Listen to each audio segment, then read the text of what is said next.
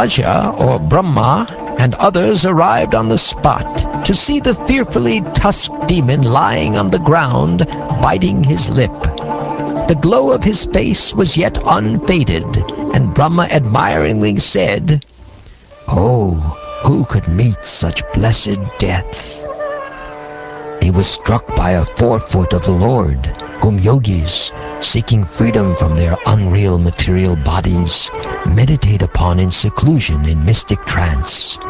While gazing on his countenance, this crest jewel of Diti's sons has cast off his mortal coil.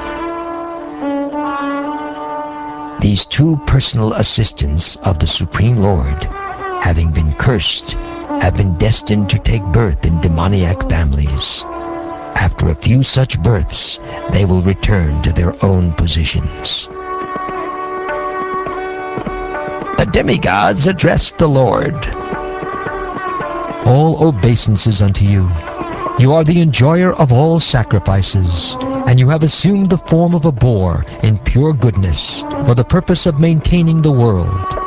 Fortunately for us, this demon, who is a torment to the worlds, has been slain by you, and we too, O Lord, are now at ease in devotion to your lotus feet. After thus killing the most formidable demon Hiranyaksha, the Supreme Lord, Hari, the origin of the boar species, returned to his own abode, where there is always an uninterrupted festival. The Lord was praised by all the demigods, headed by Brahma. My dear Vidura, I have explained to you the personality of Godhead's coming down as the first boar incarnation, and killing in a great fight a demon of unprecedented prowess, as if he were just a plaything. This has been narrated by me as I heard it from my predecessor, spiritual master.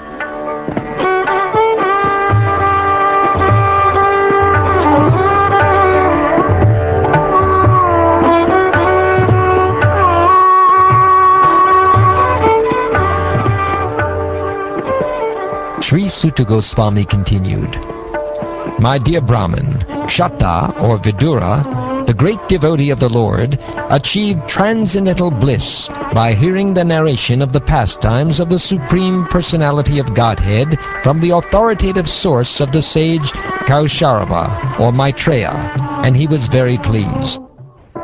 What to speak of hearing the pastimes of the Lord, whose chest is marked with Srivatsa, people may take transcendental pleasure even in hearing of the works and deeds of the devotees whose fame is immortal.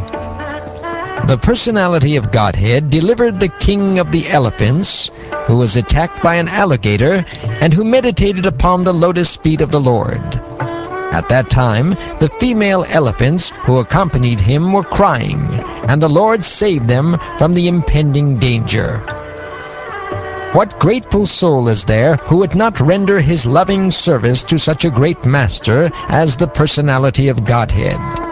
The Lord can be easily pleased by spotless devotees who resort exclusively to him for protection, though the unrighteous man finds it difficult to propitiate him.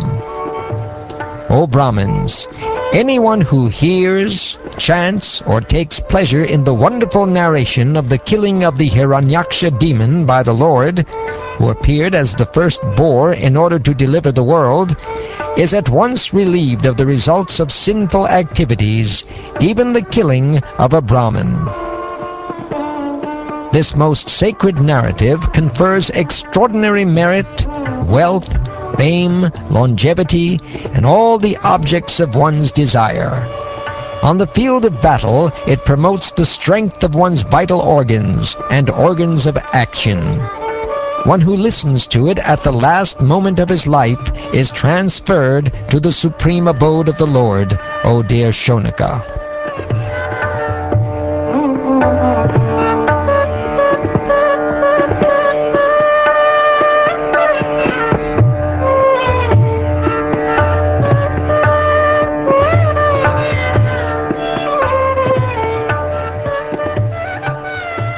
Thus ends the 19th chapter of the 3rd canto of the Shrimad Bhagavatam, entitled The Killing of the Demon Hiranyaksha.